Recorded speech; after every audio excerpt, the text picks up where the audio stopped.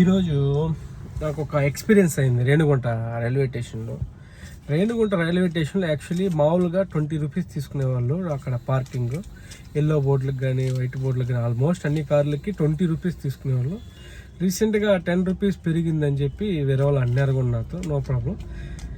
అక్కడ వెళ్తే ఎల్లో బోర్డుకి 40, మామూలు బండికి వైట్ బోర్డుకి 20 అన్నారు. ఎల్లో బోర్డు కాడే ₹1 తక్కువ తీసుకోవాలి, ఎందుకంటే కార్ల మీదే బతికే వాళ్ళం కాబట్టి.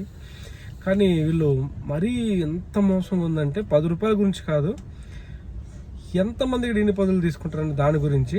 చూసారా, ఇది వచ్చి ₹40 చూడండి. రేణిగుంట ఇచ్చారు కాదు, నేను ఇది రివర్స్లో కనిపిస్తుంది సెల్ఫీ వీడియో కాబట్టి నేను ఆ వీడియో కూడా ఫ్రంట్ వీడియో కూడా పెడతాను.